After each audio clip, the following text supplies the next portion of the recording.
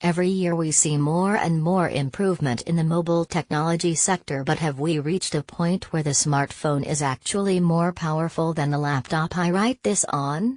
Well, that's what we're here to find out. We're going to compare devices and see which wins in different components and areas. The focus will be on modern flagship smartphones and Ultrabooks. An Ultrabook is defined by their inventor Intel as a thinner and longer-lasting laptop that doesn't compromise on performance. This summarizes to me the nearest example in cutting-edge laptops designed for home use. Battery life: the LG G5, the newest in the LG Phone G series, has a battery of, according to Telefonica, 20 hours talk time, but other sources are saying with heavy constant use it's only 7 hours. As we all know, with battery power it has to be taken with a pinch of salt and is often significantly lower than stated, but these are the facts. The LG Gram, the newest Ultrabook from LG, has a battery of 7 hours.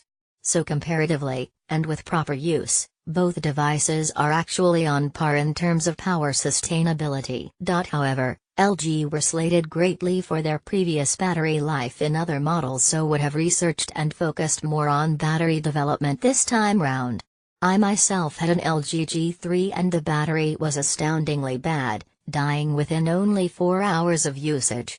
You do think, with the larger size of the LG and its greater technology, the win would go to the laptop, but being a full HD display and an i7 powering the Ultrabook, you can understand the issue.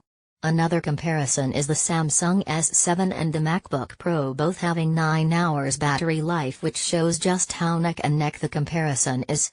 The battle for the longest battery is one that neither technologies really excel in, and indeed all devices feeling the plight of the battery. Processor processing power has often been an issue in the smartphone world, trying to make a more powerful chip to handle the higher demands of the modern device whilst not compromising on battery life. They have come on leaps and bounds since the original smartphone, though, this technically being the IBM Simon but commercially the Apple iPhone.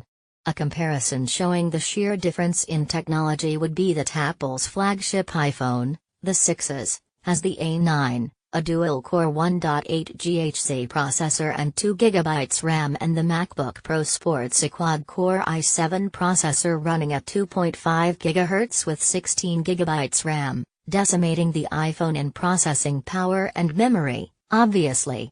The i7, an integral part of any modern Ultrabook, surpasses any smartphone chip, including the previously discussed A9 and the very common Snapdragon chipset. This is just due to the level of expectation we have of our laptops compared to the phone, from streaming content to multi-tab browsing, music and resource-heavy programs.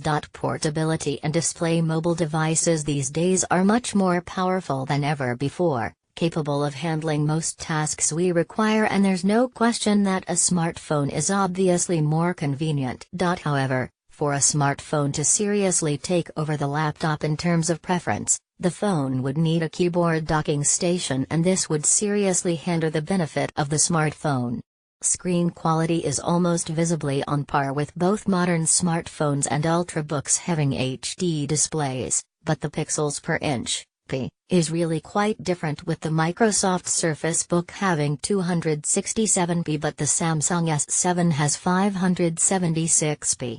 This, according to research, is nothing more than a gimmick after a certain point, as the human eye cannot differentiate anything higher than 300p. So there we have it. Have we reached a point where the smartphone has made the laptop an outdated and unnecessary piece of equipment?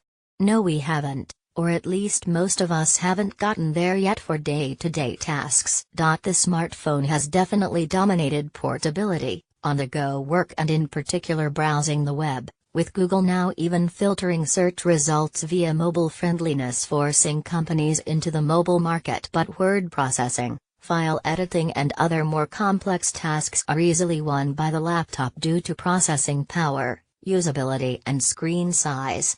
One thing is for certain: I myself, and I'm sure many others, wouldn't want to lose either of my devices and definitely need both on a daily basis.